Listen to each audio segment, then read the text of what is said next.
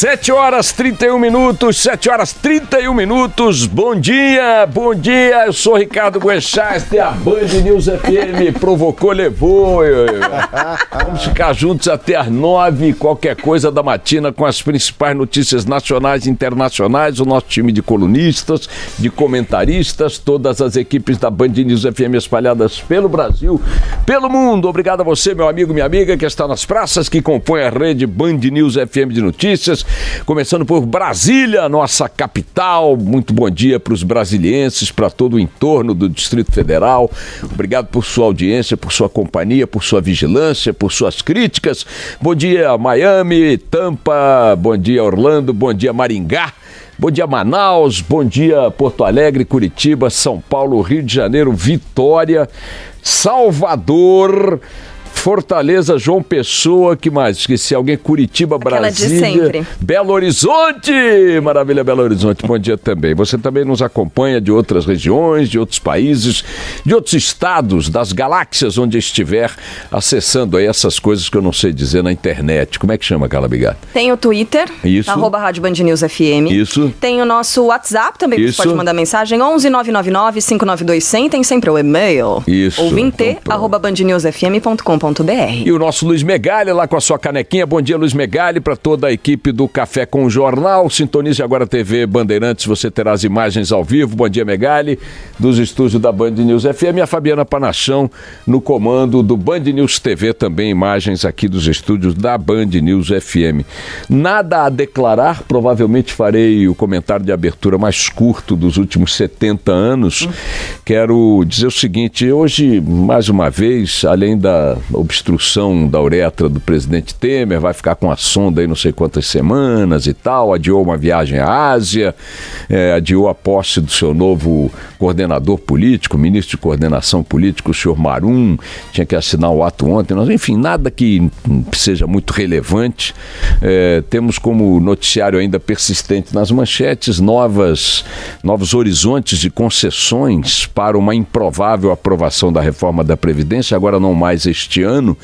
O Romero Suruba Jucá anteontem disse que a reforma estava adiada para fevereiro. O Palácio do Planalto, no minuto seguinte, deu declarações, soltou nota, não está adiada nada, vai votar essa semana, vai votar nessa legislatura e tal. E ontem, finalmente, o Rodrigo Maia, presidente da Câmara e timoneiro desse processo aí no Congresso Nacional por enquanto, disse não, vai para fevereiro mesmo. Eu fico me perguntando o que levou o Palácio do Planalto a desmentir o seu líder.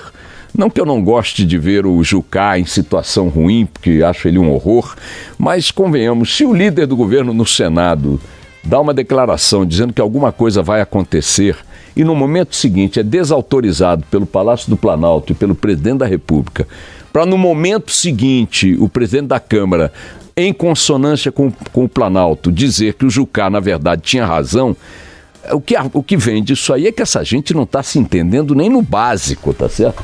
Nem na porta por onde entra, é a porta, se fossem garçons, sabe aquela porta que tem aquelas portas duplas que tem em restaurante, que uma só serve para entrar na cozinha e outra só serve para sair da cozinha, aquilo por quê? Aquilo depois de muita batida de bandeja com cabeça de garçom ao longo da história dos restaurantes, os caras disseram, para aí, vamos entrar por um canto e sair por outro. Se o governo fosse constituído por garçons, eles estariam batendo cabeça com bandeja, com prato, com copo, com garrafa o tempo todo. Numa coisa que eles próprios dizem que é central, né, para o discurso deles e para a salvação do país, que é a tal da reforma da Previdência. Nem saber o que dizem, vivendo na intimidade do problema há tanto tempo, eles conseguem dizer. Então, diante dessa esculhambação evidente, não se pode imaginar, não se podia imaginar nem que a reforma seria votada este ano, a despeito dos bilhões em benefícios distribuídos por Temer e por sua equipe para seduzir votos indecisos, que nem indecisos são votos mais do que decididos, que eles querem vendê-lo pelo melhor preço, apesar desse esforço gigantesco, desse empenho político e econômico do governo, a reforma ninguém imaginava para valer que ela pudesse ser votada este ano com chance de aprovação. E menos ainda, vamos ser honestos, parece possível que venha a ser votada em fevereiro. Mas enquanto ela não é votada, ela vai oferecendo os vários capítulos ou cenas de um espetáculo constrangedor, quer na incapacidade dos gestores do governo e da política nacional de pelo menos falarem as mesmas coisas, ainda que quando pensem do mesmo jeito, quer também em relação à maneira como a coisa está sendo elaborada ou refeita para poder ter mais chances de aprovação em fevereiro. E agora, essa parte que está sendo mais uma vez refeita, dizem os jornais hoje, amplia a transformação daquela que era uma reforma original na visão do governo, essencial, insubstituível, em uma piada, em uma ficção, em uma bobagem. Agora, os jornais estão dizendo que as concessões novas a serem feitas contemplarão interesses dos servidores públicos. É uma mentira que contemple os interesses dos servidores públicos, porque os servidores públicos que estão na base da pirâmide alimentar do Estado brasileiro, que são os professores, que são os policiais de baixa patente, que são os servidores da área médica, enfim, que são aqueles que estão lidando com o dia a dia da população para valer, esses não estão sendo beneficiados nem por grandes privilégios, nem por grandes salários, nem por boas condições de trabalho. Quando falam que vão facilitar ou conceder vantagens aos servidores na nova versão da reforma que será apresentada em fevereiro, estamos falando de servidores que estão no topo da pirâmide do poder e das estruturas estáveis do Estado. Estamos falando dos grandes salários, dos grandes privilégios, das grandes mordomias, das grandes acumulações, das grandes multiplicações de ganhos, do salário paletó, do salário licença, do salário acumulação de férias, do salário representação, do salário moradia, auxílio moradia e por aí vai. Auxílio viagem, auxílio que não vale para o professor municipal que está aí comendo feijão com arroz, que não vale para o policial que está aí levando tiro para ganhar um salário miserável no Rio de Janeiro, que não vale para servidor da saúde que enfrenta uma realidade de idade média na guerra, todos os dias nas emergências, nos ambulatórios, né, nos hospitais. Então, para esses, não está tendo discussão de melhora de vida, de manutenção de privilégios, porque esses privilégios não têm, a começar pelo próprio salário, pelo próprio padrão salarial. Então não é que estamos discutindo, porque é curioso, quando se discute a reforma da Previdência apontando para as distorções da Previdência no setor público, os malandros que estão na teta desses privilégios citam a situação dos professores, que é uma situação miserável, para sugerir que mexendo nos privilégios, mexerão nos professores. Só que privilégio de professor está sendo mexido se professor não tem privilégio nenhum? Se policial não tem privilégio nenhum? Eventualmente uma aposentadoria um pouco antes do que outras categorias, pela natureza do que fazem os policiais, eventualmente os professores. Que privilégio tem a raia miúda do setor de saúde?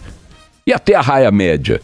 Agora, quando você vai para Ministério Público, Polícia Federal, para a Justiça, para o próprio Executivo em algumas áreas, daí é uma maravilha, aí é que o couro está comendo. E é essas as concessões que estão sendo negociadas agora, usando o nome genérico de servidor, como se nesse bolo também estivessem sendo contemplados benefícios. Que benefícios? Para a raia miúda do Estado brasileiro. É uma briga da elite do Estado brasileiro, essa resistência contra a reforma da Previdência. É a cúpula, são os marajás do Estado brasileiro, apropriando-me aqui de uma expressão cunhada pelo marginal Collor de Mello, mas são os marajás do Estado brasileiro que formam a linha de frente, né? A linha de fogo de resistência a essa reforma que está sendo tentada aí. Essa é a verdade. Então, vão conceder vantagens, facilidades aos servidores. Mentira, vão conceder vantagens para essas organizações corporativas que são as que de fato mandam no Estado brasileiro e que são as que de fato detêm e concentram privilégios escandalosos e imorais. Dito isto, vamos para o quase nada do dia de hoje no noticiário. recesso já factual, não tem nada acontecendo em Brasília, aquele Congresso está às moscas. Daqui a pouco o nosso Rodrigo Orengo vai entrevistar o cara que está fazendo a dedetização do Congresso, porque só pode, esse período é o período de dedetizar, tá certo? Esvaziou a casa, dedetiza, contra rato, mosca, cupim, barata, etc e tal, né? Daqui a pouco o Rodrigo Orengo vai dar esse panorama para nós em Brasília. E só para não passar ao largo de um fato de hoje, a revista Veja antecipou aí sua edição, não sei se está antecipando, o fato é que está hoje já nas bancas, e tem uma reportagem de 3 páginas em que a revista fala do que chama de relações pouco explicáveis, né, ou no mínimo estranhas, do ministro Gilmar Mendes com o dono da JBS, Joesley Batista, numa reportagem do Rodrigo Rangel e de Daniel Pereira. Eles mostram fotos de encontros de Gilmar com Joesley. Em algumas ocasiões, o Gilmar admite que encontrou 3 vezes com Joesley. Citam patrocínios milionários da JBS ao Instituto Brasileiro do Direito, que é uma instituição de ensino privada que tem o Gilmar Mendes como proprietário.